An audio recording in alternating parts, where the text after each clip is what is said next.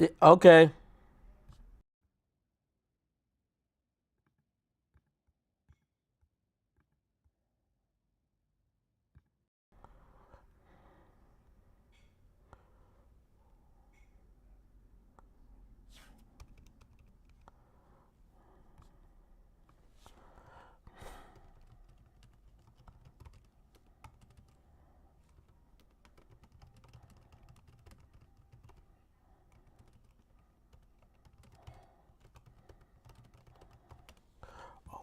Oh, that's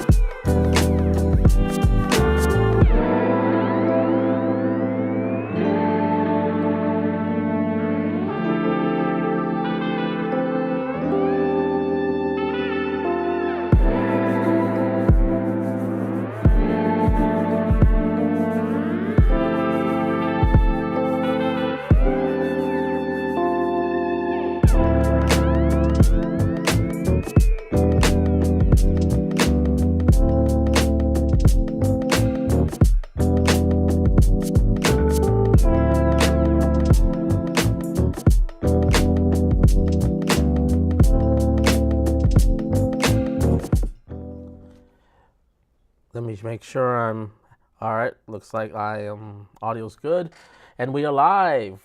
Welcome everybody back to my weekly live stream. Thank you guys for joining.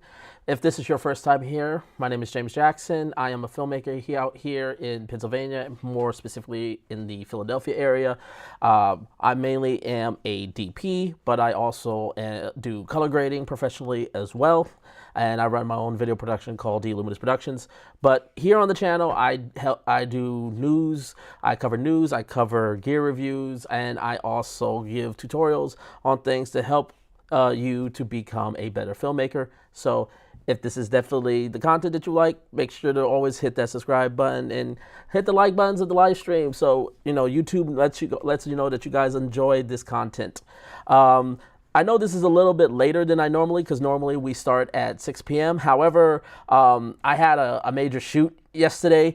I was shooting a doc, and most of the gear that was in my studio ended up needing to be used, and it hasn't been properly set yet. And also, I spent most of the day just covering and making sure and backing up all the files from the shoot yesterday.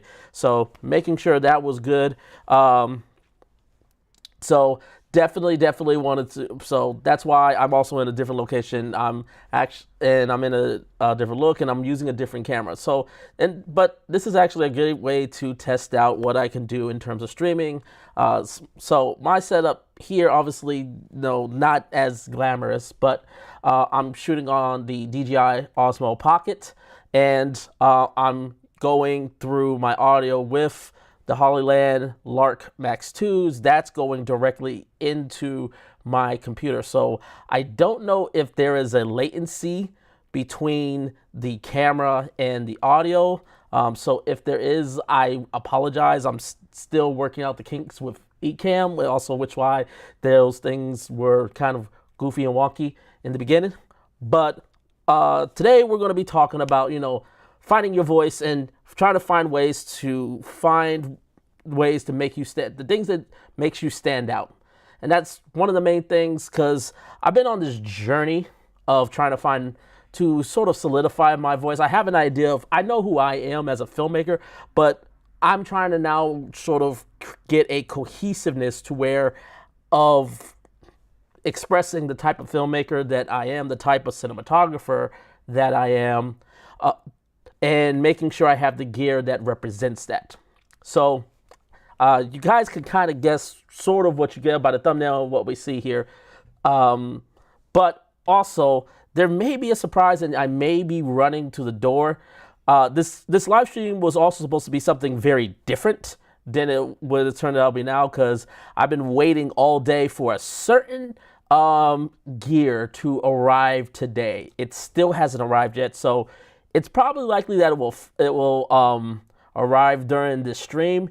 If it does, you guys will be the first with me to unbox it. I'm not going to tell you what it is just yet. Some of y'all probably going to guess it. Some of y'all probably going to think it's something different, but I'll let you guys think. So leave your comments. Let me know what you guys think it is. So before we get started, let's go right into the channel. And as always, Carlos, thank you so much, man. Thank you so much for joining me today, buddy. I'm glad you were able to take the time. And by the way, everybody that's out now in this evening, that's winding down, thank you for spending some of your evening with me. Fritz, what's up, man? Yes, 20 subscribers. I can't talk. 20 subscribers away from 5K. I'm excited. And I can't wait. So hopefully that can be something that we can break. Maybe we'll break in this stream, or maybe follow suit afterwards. So, but if you aren't subscribed, there's a lot of content. I've got some reviews coming up. GVM sent me their AIO 500B, and I just used that light on the dock. So reviews coming out. I've got some great things to say about it. A couple of not so good things to say about it, or a couple of quirks, I will say. But that's going to be coming in my review. I've got a lot to say about the Hollyland Lark Max 2s. So that's something that I'm going to do. So and what's coming today, I'm definitely going to be reviewing content over this, so keep an eye on that. So, no lag. Okay, all right. So that's really cool. Okay, so this may be a setup that if I need to do something quick up, this is at least it's good to know that it's good and it sounds great. Awesome. So. Let's begin, shall we? So the theme of tonight is finding your voice. So when you're starting out, you're kind of just learning and sort of just getting an understanding of filmmaking. You're learning composition. You're trying to get better at understanding lighting, just the sort of the basics with lightings.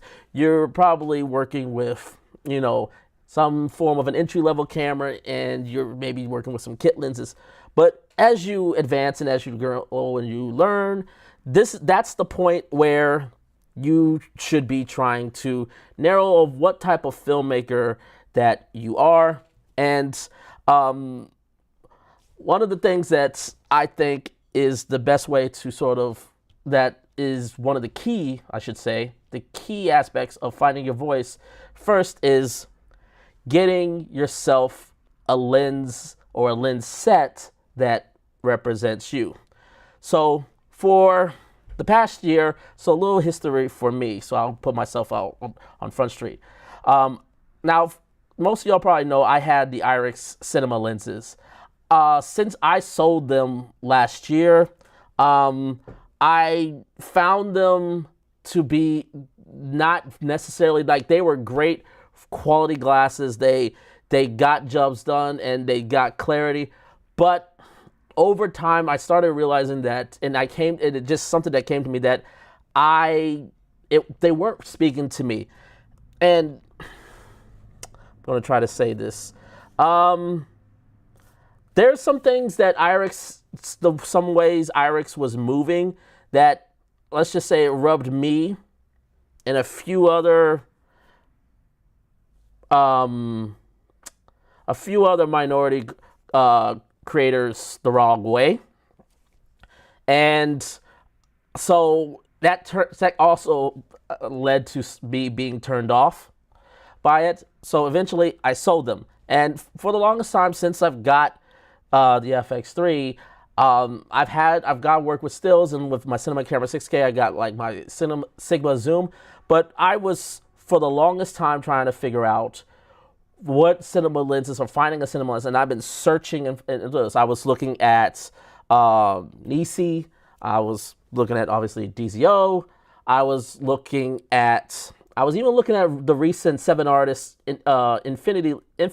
infinite lenses, which I got a chance to hold and try out. And by the way, they're very, very, very similar to the DZOs in terms of weight, but they're a little bit more modern compared to the DZOs that I have noticed. But there's a lot, and there's some little trade-offs here and there, but they're very, very similar. But in terms of character, they're not the same. But what ultimately I figured out is I needed to find a lens that best fit me. And what I realized was that the standard classic lens set was just not doing it for me. Like 35, I always felt was too wide to be what some people would call their hero lens. The hero lens is essentially the lens that is going to be maybe not 90%, but let's just say the large majority. We'll say 60 to 70% of what your shoots are going to be. The lens that's going to represent you.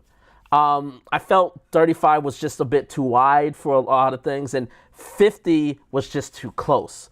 And it wasn't until I got the Sony FX3 and I got the Carl Zeiss Batis 40 millimeter lens that I finally figured out that 40 millimeters was my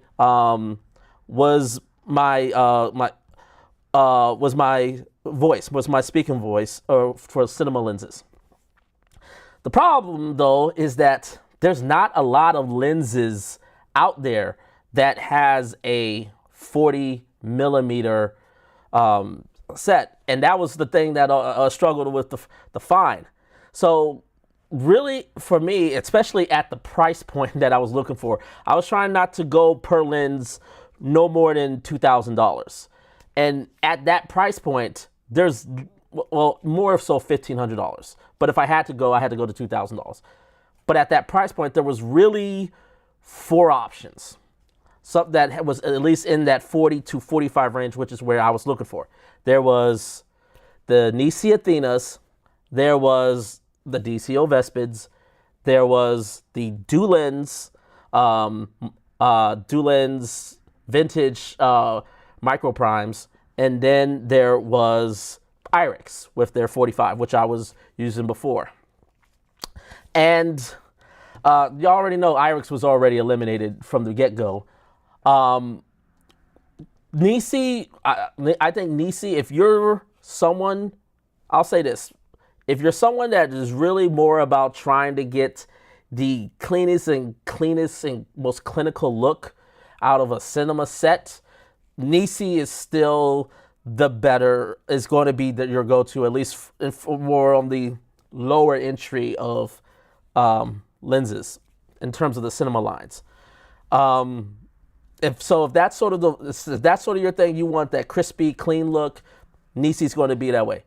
Dulens was definitely vintage. The only thing, and I was almost getting ready to pull the trigger on the Dulens. The only thing was, for me, they were a bit too, they did not have enough contrast. When I saw them against the DZOs, there was definitely a lack of contrast compared to the DZOs for that. And also, there's just, I think it's mainly between the 43 and like the 85. There's like an very slight inconsistency in terms of tonality. Whereas the DZOs were very, very consistent. And ultimately, once DZO then dropped the price, and basically slashed these down to basically around $800 average.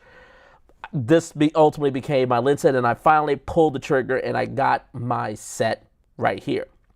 So I got my hero lens, which you guys see right here is the 40 millimeter. This is the lens that's gonna stay on my A cam like 80 to 90% of the time.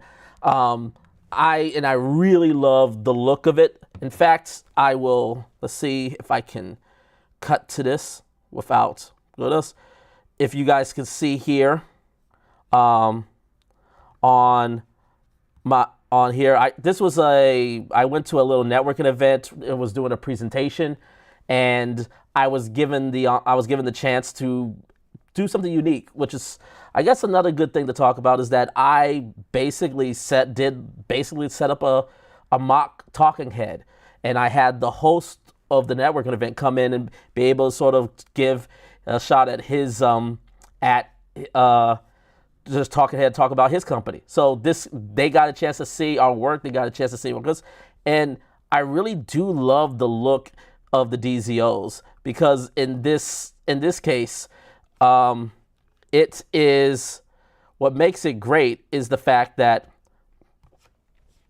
it has that soft look. It has this sort of soft transition into out of focus that I like. It's especially when you are shooting on maybe cameras that have a little bit more sharpness, that necessarily doesn't have an OLPF, so you get a little bit more sharpness. It does massage those sharpness out pretty nicely, which is one of the things that I love. And finally, it's just, they're very nice and compact. And as you can see on the FX3, I can have an awesome compact setup where I don't really need much, and yet it's still pretty well balanced.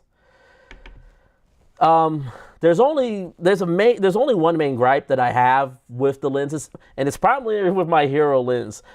And this is something that, for a lot of people, this is probably not going to be seen as a negative, and they're going to enjoy it.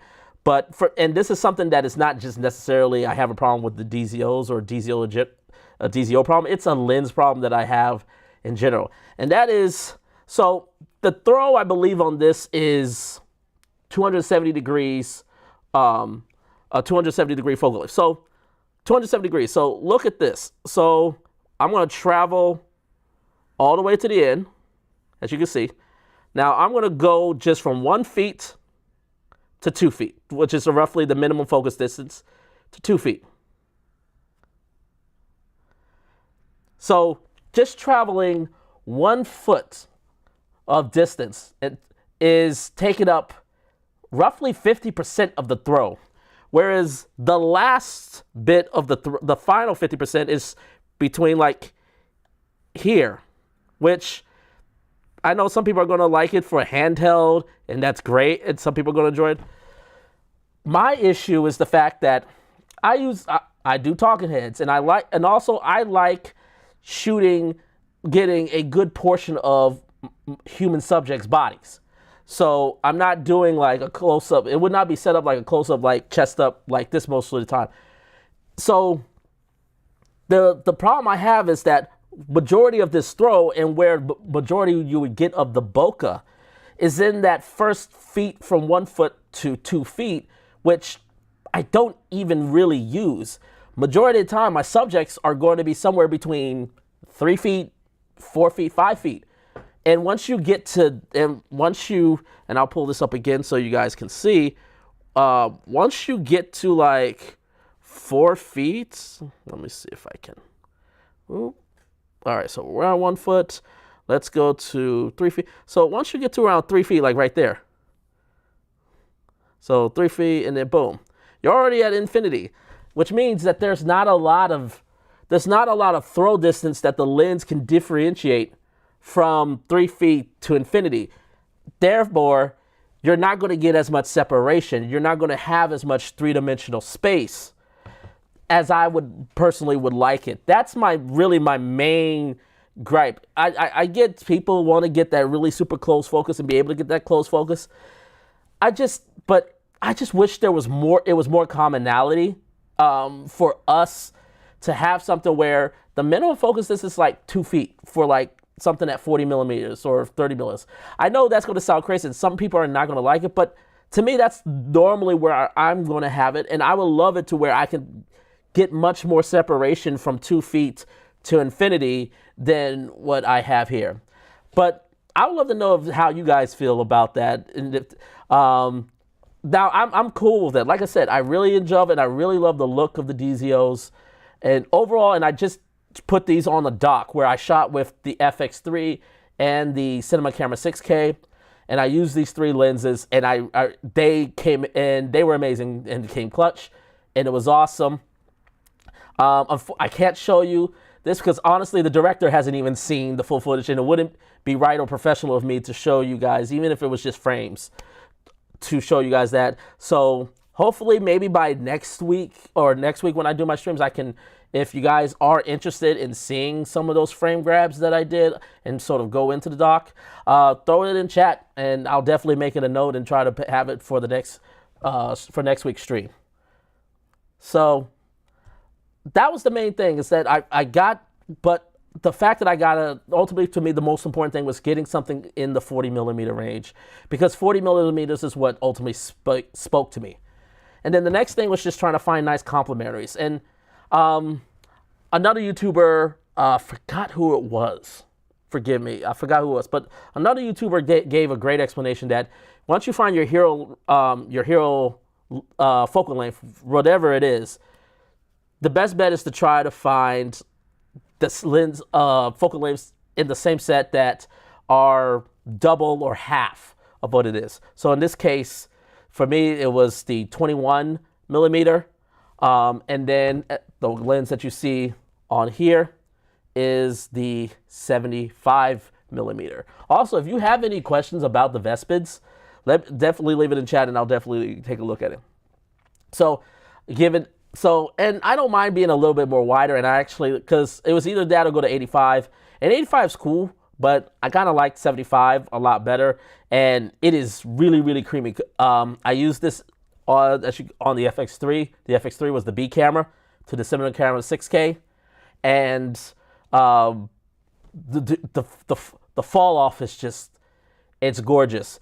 It's what when I rented out the Canon 28 to 70 f2, it was the thing that I fell in love with that lens. It's just this beautiful, soft, out of focus fall off.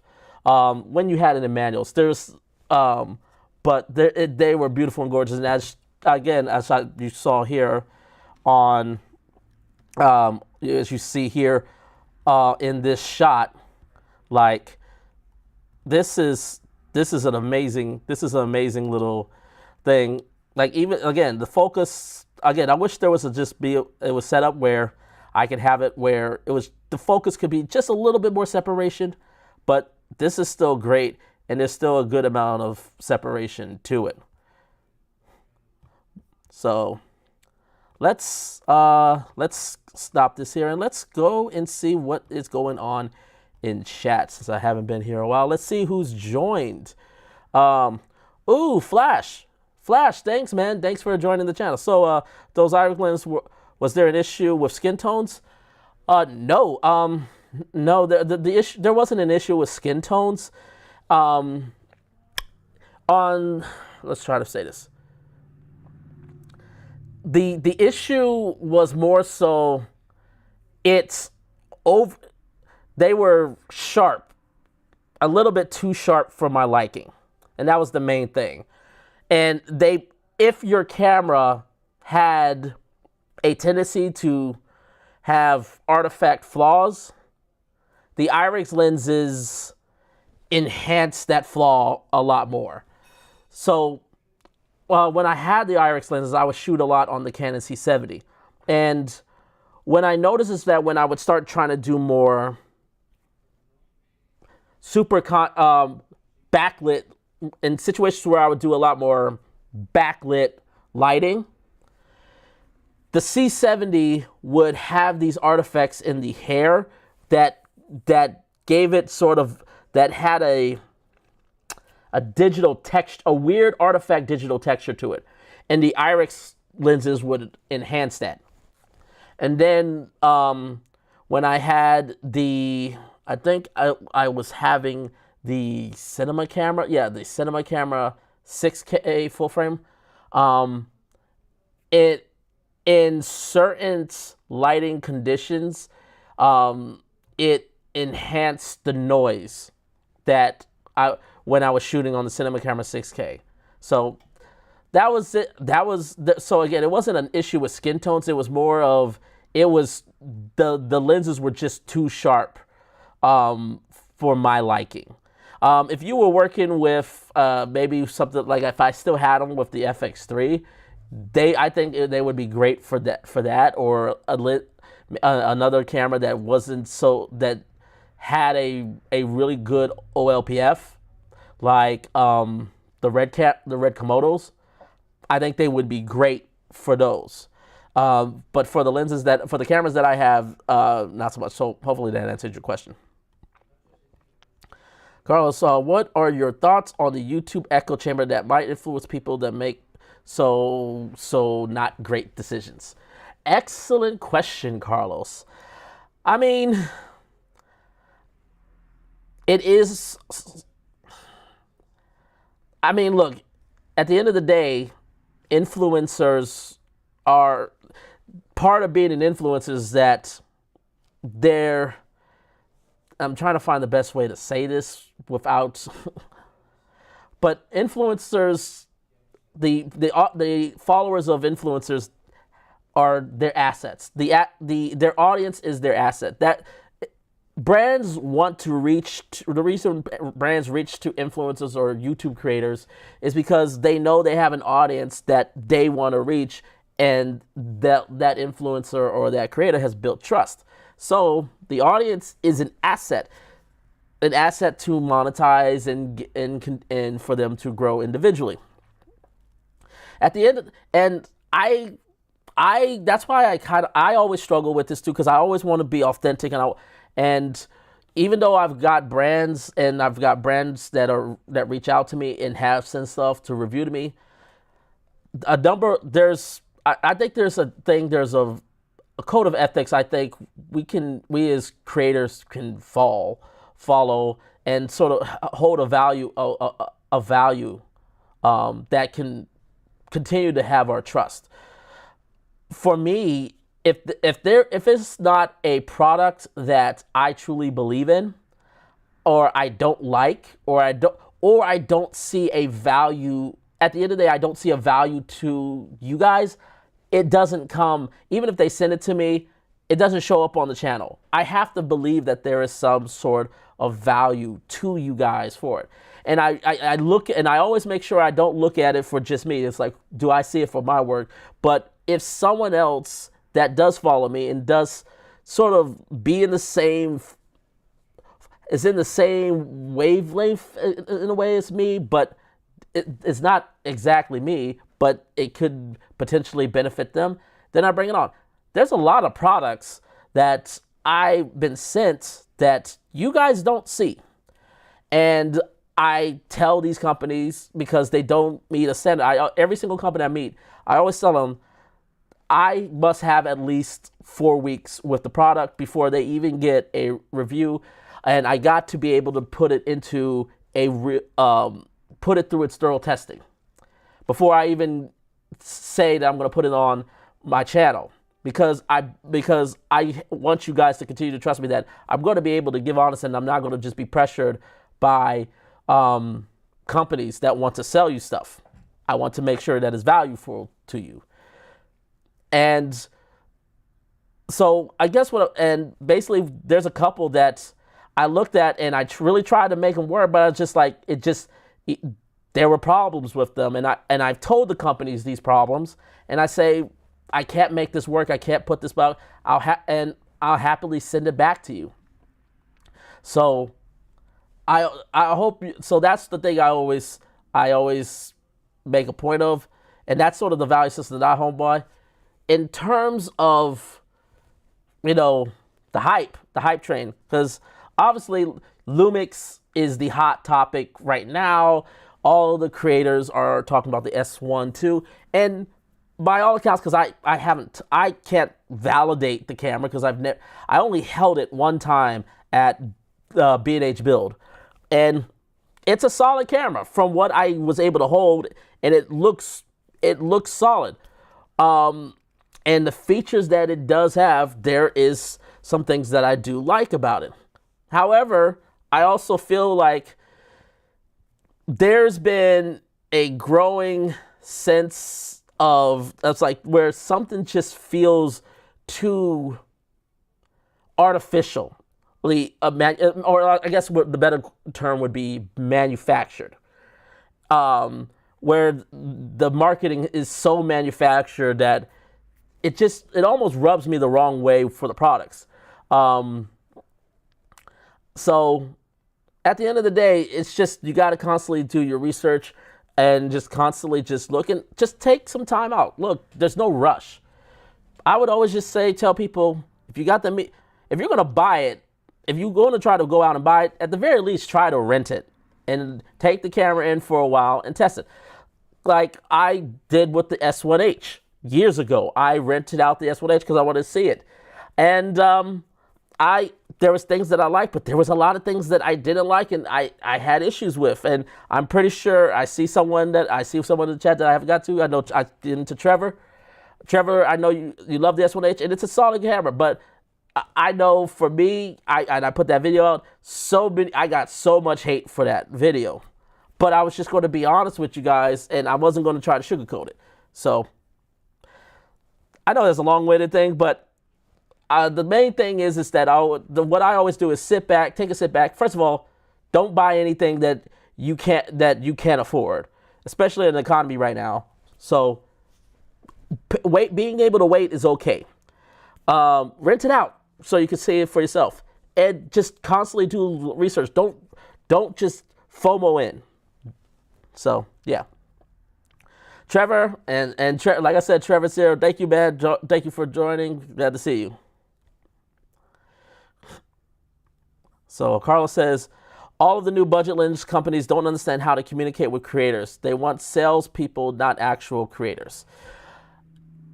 Yeah, but so yes, I do. That is something I do believe is happening.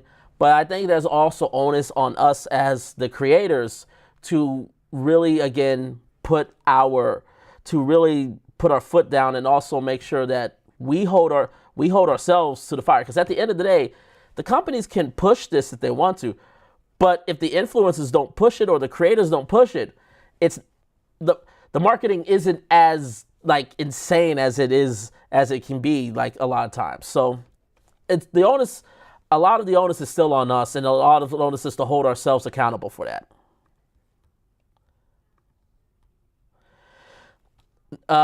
No, I'm not flexing. No flexing here, man. Honestly, it's just I was so tired from the shoot, man. I just didn't put anything back, and like when all my lights are taken away from my main work area is at, it looks like a dungeon, and it's not pretty. Like, and I didn't just take the lights. Like, the shoot was, I took all the paintings and I took a lot of props and lamps that normally are set up downstairs that is not down there. So again, it was a long shoot, and I was just exhausted. And then there was so much other things I had to take care of today that I just didn't have it. So I'm literally like at the front door of my porch. And also I wanted to make sure that whenever this package arrives, I'll be right there to grab it. So no flexing. DCO, yeah, they do have some DCO anamorphics, and but I don't know, for some reason their anamorphics are just not doing it for me. But but the one anamorphic, I know Blazar gets all, because again, so many creators, so people see all of them with Blazar, and Blazar looks good, but I've also got my hands on them, and there are some flaws. There's also some flaws with the Atlas Mercuries that are significantly more expensive. But I think I think, and I know I know Cam, who's one of their big ambassadors. Hit those like flaws are like positives, and that's perfectly fine. Just for me personally, I think a company that gets very, very underrated for the anamorphics, and the one that I'm really, really excited to try, but I need the Pixis 12K before I can really go for it, is Laowa. I got a chance to look at Laowa's Nanomorph LFs at B&H Build. They are so dope, and they fit. I think they fit the type of work I would use anamorphic for, and I think they work for me. They're not going to be as much because they don't have as much as that anamorphic character. They still have those anamorphic characteristics. They're just not as aggressive. It's definitely a bit more. I don't want to say clinical. They're more cleaned up, but they still have those anamorphic characteristics. It's more controlled. The characteristics are more controlled. I think that's the thing. And for some people that may not be, but for me, I'm a person that loves. I need to have control when it comes to my filming. So I rather have control and have a lens that works for me like that versus having to deal with an anamorphic lens that if my subject literally just steps to the left, like not step forward, but just steps to the left, they're out of focus. So, which really to me restricts, which is something that the Blazars do. Now Atlas Mercury's do this too, but it's like this thing where it's like if you step just a little bit to the left or to the right, you, depending on how the angle that you're shooting, the focus just goes out. So it really, though, they kind of limit what you do. But yeah, the DZOs are okay. But I think Laowa, to me, if I was going to get an anamorphic lens, I think Laowa's Nanomorph LFs are going to be the one I would look at. Yeah, I totally agree, man. Totally agree. Nisis might be more clinical than Sigma glasses. Whew. I mean, they may. But every time I use Sigma glasses, like I'm almost always reminded how clinical Sigmas are. Which, again, if that's your vibe, that's great. But like recently, we did a shoot, and we were doing talking head, like end of event interviews, and man, are they sharp. Now they also have great contrast, which helps create dimensions, which they make fun, but it is sharp. Clinical works for corporate, but narrative stuff, a lot of new computer design lenses lack a lot.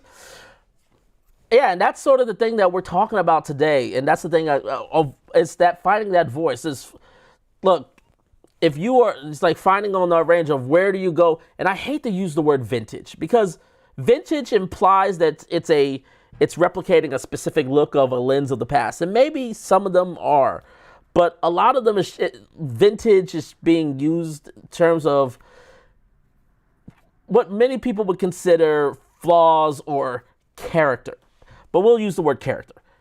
How far do you go from a lens that's character to full-on clinical, and that sort of thing? And to me, that's more important to sort of discover before going after something like a camera. And that's the other thing I kind of want to talk about is like the old saying goes, date the body, marry the lenses. And that saying holds true no matter what. Like I shot, again, I have an FX3 and I have a cinema camera 6K that I shot this doc with.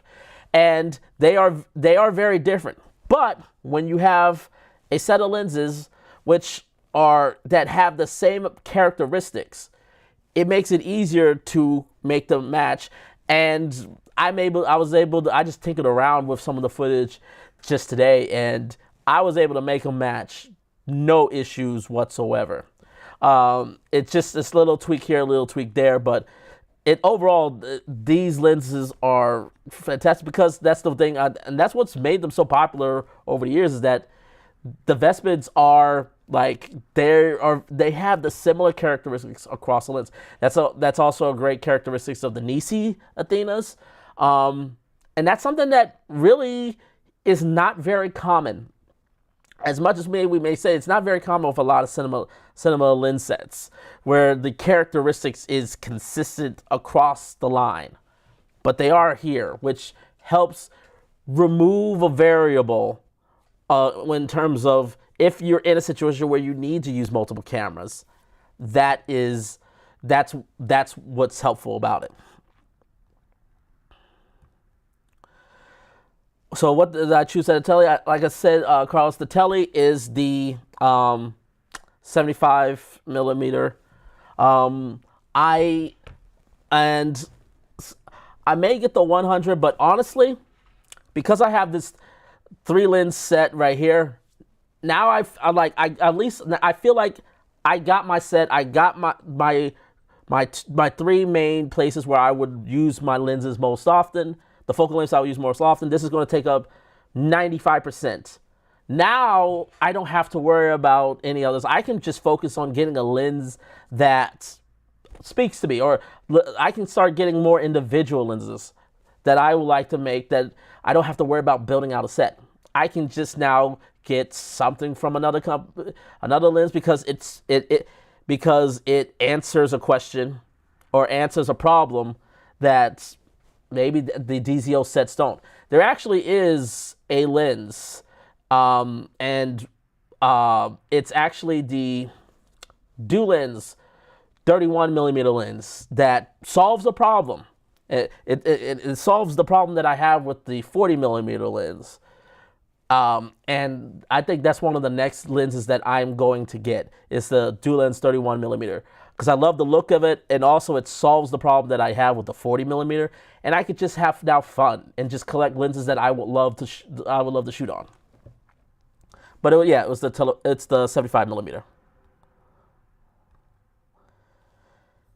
Well, it's meant to be precise at close focus points. You'll get better critical focus from your DZO lenses close up. Yeah, and I totally get that. I totally get it. I just know for me, like I said, I'm not usually that close up where it's at 1 feet a lot.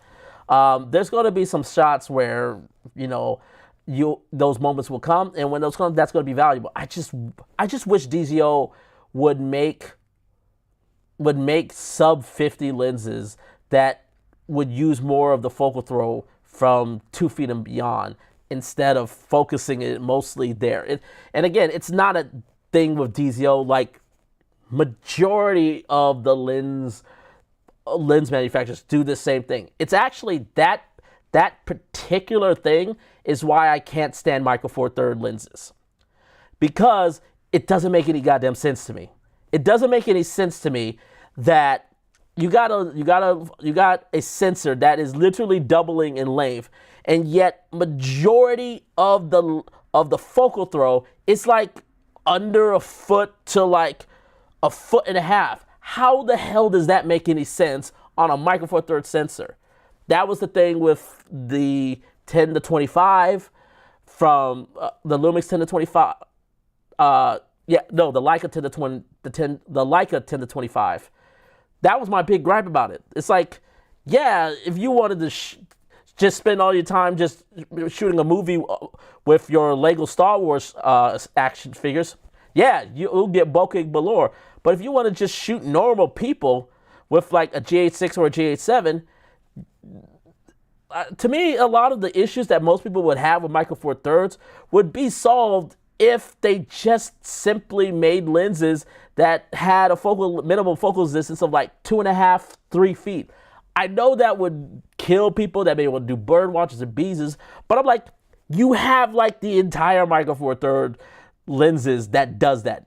Can we just get a few that just bygones this super close focus that makes no sense for human subjects? All right, rant over. I prefer vintage glasses. I like older mechanical lenses, which invites its own problems. That's great. So, and again, this is the thing that makes it that we should look at is like, if you know what you like and you know what you want to look for, definitely. In fact, let me see if I can find this. Oh yeah, here it is. So, this is not a plug for the website, but it is something that I am I use quite often to sort of get the vibe that I want to look for. Some of you guys might have it, but if you don't, you should really check out Shot Deck. And what Shot Deck is basically they take all the forms of commercials, music videos, film, television shows, and they take the frames from them, and what they have this giant library of different types of media and stuff that you can look for. So if you want to look for TVs, you want trailers, commercials, you want to they also break it down for like format. They break it down by color picker. You get the time of day. There's so many different ways that it breaks it down. But not only that, let's do this. So we'll click on this one. This is they give you the director, they give you the cinematographer, they give you the the camera that is like this was shot like this, which is I'm trying to see what movie. This is Drive. Part of this was shot on the Canon 5D. You got, of course, the RLX Classic, but it was shot on the Canon 5D. But also, what is cool is that this will show you where you can find these. If you want to see where you can find it to watch, you can go there. So let's go back. But essentially, you can find maybe something and find different shots and frames. And if you see something and it comes from either a movie or a TV series that that frame grab, you can find whatever streaming platform has it, and you can watch it and see. That's how I came across. God, what's the name of that sci-fi show? It's the sci-fi show about basically humanity has bailed away for people who died to come back in other people's bodies, if that makes sense. There's a suit. There's sort of a suit, and then there's like the ultra rich that basically can keep their original, but they can basically clone themselves and have infinite amounts of themselves to clone whenever they die, and basically they can live like gods. I forgot what the name of the show is. You know it. Let me show. But that's how I came across and I watched it, and it was actually pretty good. So it's also a great way that if you want to find some new and interesting stuff, definitely check it out. My Canon Sumire sets has the same problem where the separation is really under 3 feet. That is it's a problem with a strong majority of lenses, because majority of the lenses, the thought process is, well, people want macro shots or want to get super close up on this, or maybe they're doing it or maybe you're doing products. Again, if you're doing product commercials, or or maybe you're doing I don't know, but where you have to get close up, sure, but but every single lens, every single one, yeah. Let's see here. I like that. Thank you, man. Thank you, Flash. I appreciate it. Okay. All right, Carlos. So Carlos says he wants to see the frame grabs. Awesome. So yeah. So I'll basically I'll see if I can. I'll try to speak to the director and see if I can be able to show you guys the frame grabs from there. And also I'll maybe do a breakdown. If you guys, I'll even do a breakdown of sort of thought process, because there was a few things that came up and problems. So we'll see. But yeah, so stay tuned. It seems that most lenses, the wider they are, the more you need to shoot them at closer distance to have more separation. Yeah, I mean, again, for some reason, it's just like it's like the concentration, especially on the more budget-friendly ones. Now, if you look at something like the Tokina VistaVision primes, because of how big they are, it makes it easier to have that separation. So I shot my Lindo dock on the Tokina VistaVisions. Absolutely love those lenses. They're some of my favorites. And I noticed the Arls from DZO have that same feature, which ultimately my in-game lenses are the DZO Arls, but for the time, especially as budgets get tighter, the Vespits are going to work just fine.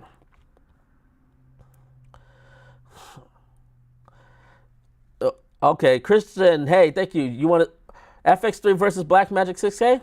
All right, I'll make it happen. You guys got it. I'm going to put it's on the list. So, I've been waiting 7 years to gloat about Panasonic, and it's finally here. Hey, man, go ahead. Like, look, the market's on your side. At least the YouTube community is on your side. So, look, go ahead. I've always been a fan of Panasonic. There's a couple of things there's a couple things that always a couple nitpicky things here with Panasonic. For me, it was, and some things that rub me. For me, me and you, Trevor, have this conversation for it. But the main thing for me, and the big setback for me with Panasonic is when they got rid of the cinema division, and just decided to go all in on Lumix. Because after that, it sort of just killed the level of progression, which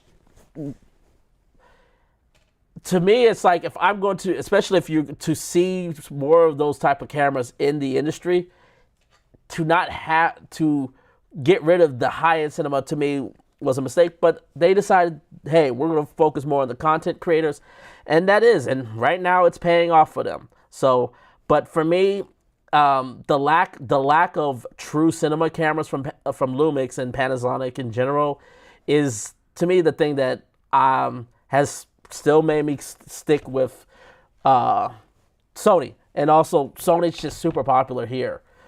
So because of that, that's why I stick with Sony.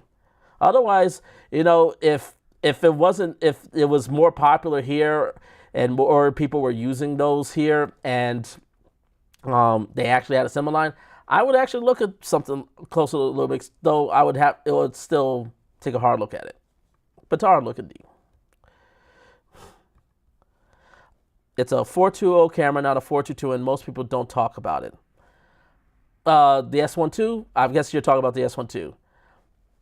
Yeah, and that's one of the things everybody, the open gate, which by the way, people have been using that term incorrectly this whole time.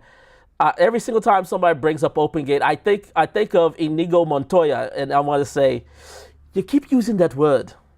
I do not think it means what you think it means. if you know, you know. But that I'm sorry. To me, I've gone on. I'm not going to rant. I've ran on a lot about Panasonic's Open Gate and why, to me, it's not sufficient in my eyes. So, but to me, it has to be 10-bit 422 should be just bare minimum. And if your processor can't handle Open Gate 10-bit 422, just don't give it. I don't care for the blowback because I'm not going to use it because I've tried it and I've never been satisfied with Panasonic's Open Gate, whether if it was the G86 or the S1H when I use that. Yep, rent before you buy. I've been looking at those nanomorphics since they came out. Dude, yeah. I would definitely say give it a shot. Just rent them out. Rent before you buy. Rent them. Try them out. Literally, that's what I did with my Carl Zeiss Batis for my Sony FX3. I rented them from Lens Rental, and then I bought them from Lens Rental, which is actually a little hidden gem that I'll give you guys, is that lensrentals.com, and I'm pretty sure there's other people that let you do this, but lensrentals.com in general, if you rent them, they may give you the option to buy them, and when you rent them, they'll discount the price you paid for the rental and pay the difference. So the Carl's baddest, which the baddest two baddest lenses I have, they normally go for like I think $1,300 a piece, and I think the 85 is like 15. It's like, well, no, the 40 I think is 11. It's like 11 or 1,200, and then the baddest is like the 85 is like 15. But I was able to get those two lenses for less than the cost of one of them at full value. So, through lens rentals. They're used, they're rentals, but they still are great. They're optically there isn't an optical issue with them, and I just make sure to keep them and clean them. But little gem, so go to lensrentals.com and rent them out, and if you like them, and I think they also do this with cameras too, but if you like them, they may give you the option to buy them as well. But yes, the nanomorphs are awesome. I know it wasn't the original intention of anamorphics, but the brilliance for me is the way your lens is tele and wide simultaneously, and yes, I totally agree with you, Trevor. That is the main thing that I love about the anamorphics. It's the fact that you still get the more tele side of the compression while having a wider field of view. It has that. To put it into perspective, the Ursa Cine 12K has the 3x2 sensor readout. The Ursa Cine 17K has the 2:1. If you were to put a 1.5 anamorphic D-squeeze on it, because the Ursa 17K is literally the same verticality, even though it is a 65 millimeter size sensor, or it's a little bit smaller, but you get what I mean. If you were to put an anamorphic on the Ursa Cine 12K, you would literally have a wider field of view than if you shot at the 2:1 open gate of the Ursa 17K, but still having the same field of view, the same verticality, or I should say the same verticality as the Ursa 17K, which is significantly less, with the Ursa Cine 12K is significantly less than the 17K. Just FYI.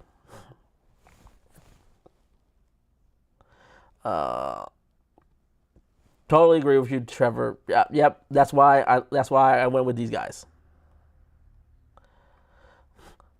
Modern anamorphic is allowed to me. I would argue Sure. I would argue Sure is the modern standard for anamorphic lenses, because they are, to me, they're way too. The Sures are too clinical, or for my liking, in terms of anamorphic lenses. But the Laowas are more.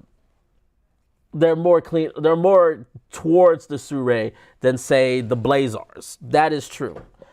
But I would say the modern Sure holds that title, in my personal opinion, Carlos. Let's see. I was into Sigma when I wanted to do product stuff. Very, very clean. Yeah. No, like if you are dealing with a client, or you have dealing with a product where like everything needs to be intricately represented, whether it's fashion or if it's like some sort of beverage or whatever the product may be, then yes, I would go with Sigma, because you're there to, at the end of the day, as much as maybe we want to be creative, we are representing their brand, and we're speaking for their brand. You know, narrative, when we are doing independent films, that we could use that as our voice. But at the end of the day, the clients are paying you in terms of representing them, to represent them and represent their brand and try to help them message their brand. So, totally agree with that. Did I look into the Typoc lenses? I I did. I got a chance to take a look at them at the B&H build. Um, this is going. I know. Some people are going to say, "Wow," but I think they're way too small for my. Excuse me. I think they're way too small for my liking. Like, like for me, yes. I think for travel, they're great. They're also still. I don't like the focus personally. I don't like the focus breathing on quite a few of the lens lineup. But I mean, the autofocus is the autofocus. The bokeh. If you are into bokeh, you're really into like autofocus. They're really great. They have a lot of the characteristics of the Vespids, but they're just too small for me. Like I can't see myself using them on my cinema camera 6K. Whenever I get my Pixis, I'm not. I can't see myself using them on the Pixis. The only one I would really ever see them using them on is something like my FX3, and that's if I want to be travel light. And if that's your forte, then by all means, yeah, go for it. And I guess this you make a good point because I think your question sort of relays back to what Carlos is talking about in terms of talking about us creators and and our influences. You ask me a question, you give my thoughts, I will give my thoughts. However, I always want to emphasize that me and any other creator, it's our thoughts based on our own experience, but it's not biblical. Do not take our thoughts on it as biblical or as fact. We're just here to just give you our personal interpretations. But at the end of the day, I can't speak for you. Most of the time, for most of you guys, I've never even met you. For a lot of you guys, I've had some conversations. Like Trevor, Carlos, we have conversations. But a lot of you guys, I don't know you guys, and I'm just being real. So it's never right of me to just tell you you should go with this, you should go with this. That's why the key thing of the thing that I'm discussing is you need to find out who you are. You first have a real honesty and I guess come to Jesus moment of finding who you are as a filmmaker, but who you are as a person. What would represent you? Because at the end of the day, everything you shoot is a representation of you. It's not a representation of me or other video creator. I only represent me in this channel, and this channel is a representation of me. My company, D Loomis Productions, is a representation of me, and I gotta represent them as well. At the end of the day, you gotta represent you, and find your voice. Find what makes it. So yes, these are my thoughts, but this may be something that speaks to you. Again, they're too small for my liking, but if you want to just have something you are that person where it's like, I want really compact, I want to be able to just have it lightweight, go for it. They're great for that. So I just wanted to make sure, because this was I think a great trend to first stay on topic about finding your voice, but also I'm getting notifications. But the point I'm trying to say is finding your voice this is a good topic of finding your voice. Trevor says the point is that things off center get the character. Anamorphic shooting does not prioritize sharpness. No, yes, Trevor, I understand it. However, I also feel there comes a point to where that character can create a loss of translation for the viewer of the project. Again, everything has to be whenever you're doing a project, everything has to be decisive. And to me, it's too much. It's given too much control over a lens that, in a situation where it could create more problems than it solves. Again, and I don't believe I'm not a believer that is like that is anamorphic. Oh, this will, if you don't want this, you should have wanted anamorphic. And I'm like, that's not necessarily what an anamorphic is. It's a trait that a lot of them have, but that doesn't define what an anamorphic is. The anamorphic is basically what defines the anamorphic is the D-squeeze. How much of whatever characters of whatever you grew up and love and things you love, that's fine. And there's to me, there's no problem of a clinical anamorphic lens as much as there's any problem with a vintage lens. It's just all about your preference. The early Harry Potter films are all blurry. True, but they also were the least receptive Harry Potter films as well. Really, a lot of the people got the Harry Potter films that got the most receptives was the later ones as well. eFilm uses Voigtlander lenses on his MF3 kit, and it looks awesome. His work is top notch, 4.3 at its best. Yes, the Voigtlanders are, but to me the Voigtlanders are they are a lot of times they're the exception and not the norm. I agree. To me, Voigtlanders are one of the few Micro Four Thirds lenses that really help separate them. But again, you have to, because they also drop a lot of light. You go to a T1 or a F1, so you're letting in a lot of light, which also creates a lot of softness. But they also don't have as much focal throw as a lot of the Micro Four Thirds. But again, they're more of the exception than the rule. Yeah, wow, I remember all the hype around the 5D for video. That was a life.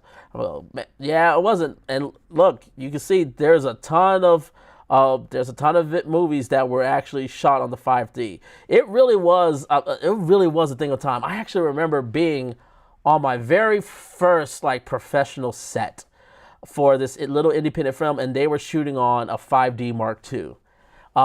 And I just remember I was just like, really? Because I was still in grad school for film at the time, and we just I'll think maybe a couple of weeks or maybe a month before, I got the chance to go to one of the National Geographic stations, and I got my chance to see one of the first Red Ones, as well as the Phantom cameras, the early Phantom cameras. And so we're seeing all this new high resolution, all this, and of course they told us the price, and I was like, dang. But then I got onto this set, and I was like, they were shooting on this little DSLR camera. I was like, whoa, wait, we could do this? Yeah, man, what a time. Love them, man. Exactly, man. Love them. Tokina Cine zooms are fantastic, very neutral. 2 zooms cover almost all my needs. Loved them, but sold them. Ended up grabbing a set of DZO Vespids when they went on sale. They get it done. Yep. Oh, yeah. Again, I've never chance to try the Tokina Cine zooms, but the Vista Primes is some of my favorite. It's some of my favorite looks for a lens. If you've never got a chance to try out Tokina Vista Primes, I would say find a local rental house and just go in and just ask them if you can just test them out. Because all the rental houses, if they're any worth their time, they will let you come in and try out the lenses yourselves and take a look. Because that's how I chose those lenses for my poet documentary, and just they're beautiful lenses. But again, I never tried the Cine zooms. But yeah. Also, Content Shark, thank you for joining, man. Panasonic made the strategic decision to exit high-end because the clients weren't gravitating to that end. Maintaining high-end cinema cameras and R&D is very expensive. You got to sell cameras. While true, Trevor. Yes, it does, but I think that's also a fault on Panasonic of not capturing more of the market. because Sony was able. I mean, they were, because understand, they were in the market, the cinema market, long before Sony really, like, Sony had the F5 and the F55, but Panasonic, but the Varicam, to me, as far as I remember, the Varicam was way more popular, and like, maybe, like, I'm talking like 10 years ago. The Varicam was more popular than the Cine Alta cameras, but yet then Sony came out with the Venice, and then it blew up on streamings, and then Sony was able to get other forms of their cameras out, and they just overtook that market. So I would argue Panasonic kind of lost the footing, but even though it's a small market, and I think Blackmagic is kind of learning from Panasonic's mistakes. Mainly because you're seeing them come out with the Ursa Cine 12K and the Ursa Cine 17K, but they're really changing how the market, like they understood, like they're seeing Greg Fraser. They gave the 17K to Greg Fraser just to let him test it, and he's posting it, and it's creating buzz and it's creating excitement. It's getting people that are working in that industry to go, maybe I'll try. Maybe try the Blackmagic. If he says he likes it, maybe he puts on a project, maybe I'll try it. Panasonic never tried to push that. So while yes, it's a depreciating market, but at the same time we're seeing new players like Blackmagic and Fujifilm enter this market. And I wouldn't be surprised if Canon retries to re-enter this market as well. But we'll see. But but I also, and I've heard this from a lot of people, that they can't really while the Lumix cameras are great, because there's no a true professional grade camera from Lumix that has the basic standards like SDI port, BNC timecode, those I/O ports, and something that is designed to work with a serious production flow. They're not going to consider, even though as great as those cameras are, they're not going to consider them. And I've even had conversations with rental houses. Rental houses, at least where I'm at, they're not even considering purchasing any of the new S series cameras because they don't see a market for them. Will they be wrong? We'll see. Lens choice should be part of the storytelling style, but I tend to go with more neutral and clinical lenses, so many ways to add post, but really hard to walk back a look in camera for commercials. And that is a great point. Content chart, that's a great point. And that again, there's no wrong answer. And that's a good thing to point out, is that there's no wrong answer. It's not like, oh, vintage lenses are great, clinical lenses. There's a point for both sides. I'm not trying to do like a all sides thing, but there is, at the end of the day, it's sort of like what represents you and what represents the work you want to do. If doing something clinical that will get the clients working, cool. I think the DZO Vespids do a great balancing act to where I could still use these. Like if you drop these to a T4, they're super clean. They're super clean at T4. If you want to throw in some characters, go down to T8 or even go down to all the way to T21. So they're a great balance if I want to do that or not. And I can choose between the project if I want to or not. But there's no wrong answer for that. So after all that, what's your dream set of lenses and why? I think, okay. My dream set of lenses is the Tokina Vista. The Tokina Vista Primes. The Tokina Vista Primes is my dream lens. However, I know but that's because I just like the moment I put them on the moment I put them on the camera and I did my test footage, I fell in love with them. And my next choice would be the Arl, and it's Arl, not Arls. I've been corrected by my French-speaking wife many times. It's Arl, not Arls. But the Arl are my close second. like if I don't ever get the means and the finances to get Tokyo Vista Primes, the the all lenses are my dream lens. It does my end all be all. Rehouse OG Cooks. Actually, you know what? No. Um, my dream, I would say my dream would be rehoused Mamiya 645s, Secor 645s. That would be my dream lens set. Rehouse Mamiya Secor uh, Mamiya Mamiya 645 Secor lenses. That would be my pick, and then it would be Tokyo Vista Vision. Then it would be the Arl. So for me, I want a set of Rehouse OG Cooks, but I don't want. That's why, and that is literally why I am not going to get rehoused Mamiya Secor C's. Because I was looking at GL Optics to get rehoused Mamiya lenses are like 50 grand. Well, no, to it's like 30. It's like 38 grand for regular Mamiya C's. If you want the focal reducer built into the Mamiyas for like your full frame glass, it's like 45, 50 grand. It's like insane. Also, the way this industry is going, the more you know now, do not overinvest. Yes.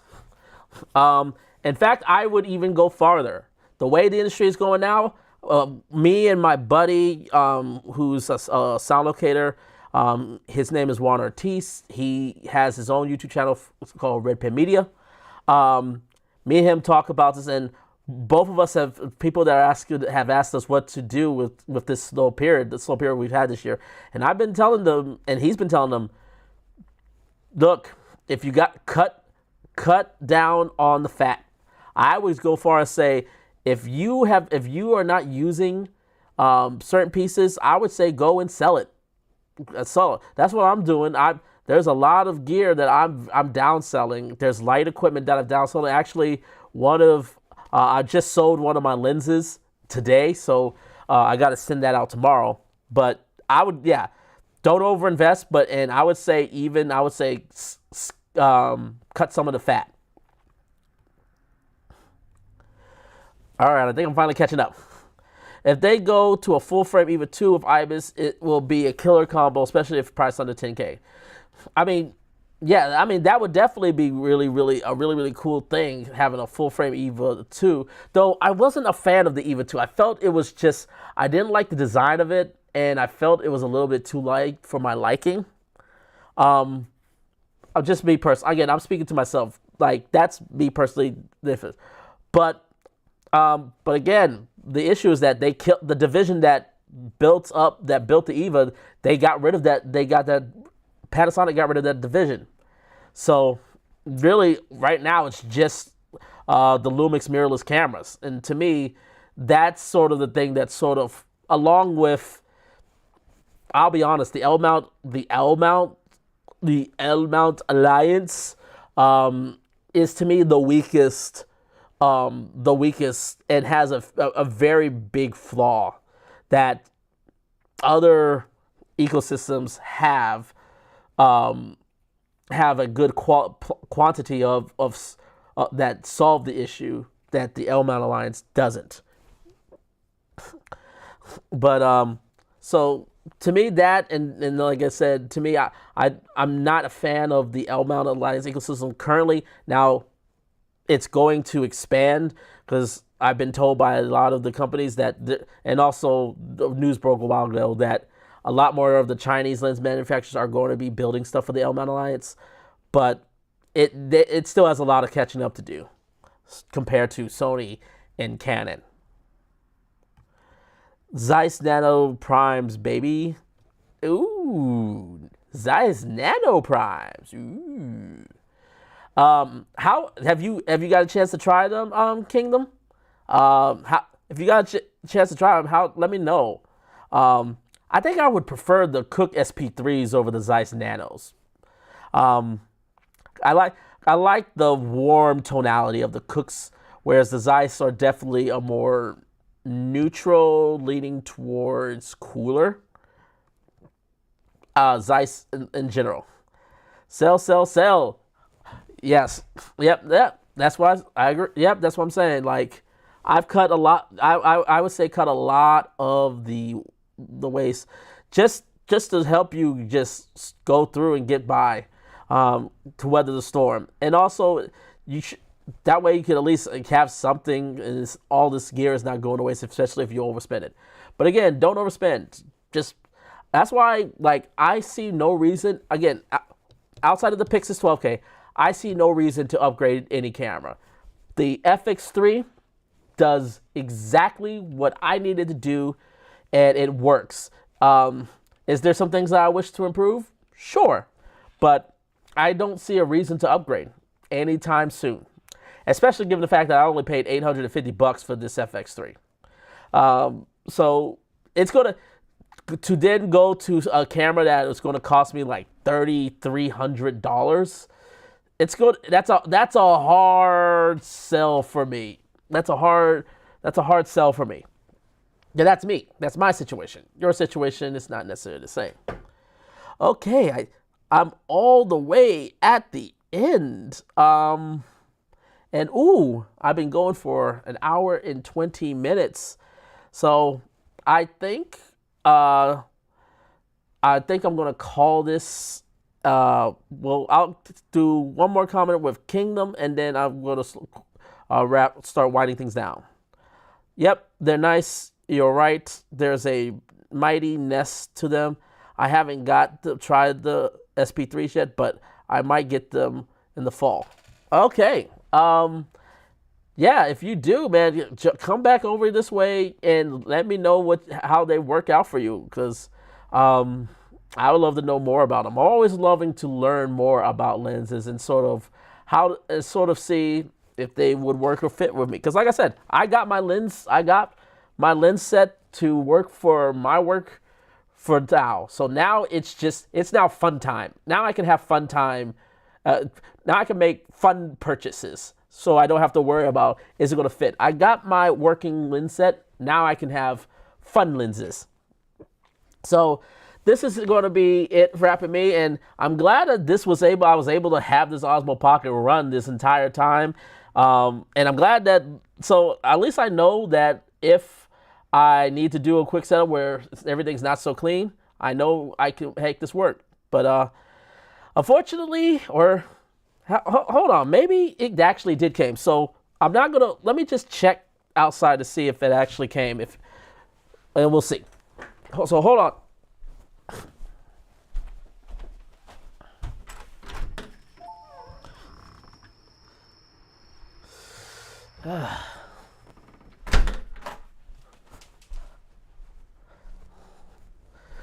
All right, so it did not came. So I'll go ahead and reveal just quickly what it was. So I finally got the shipping notice for an Aperture 400X.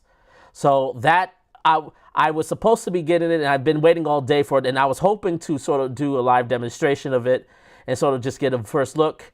But it looks like it's not here yet. So when it comes, I'm definitely going to do content about the Aperture Lightstorm 400X. So if you guys are interested, let me know in the comment section of this stream, what would you like to know about the 400X?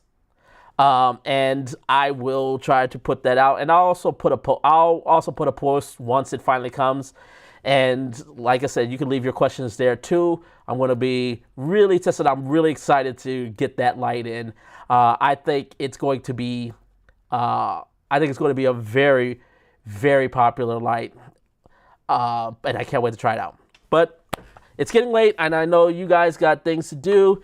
Hopefully I'll see you guys tomorrow during the Creative Fams. I'll be in the stream, but you guys go enjoy the rest of your night, and thank you guys for spending time with me. I really enjoy it on these weekly things, and I'm glad I'm be able to try to be consistent about it. And as always, until next time, take care, everyone.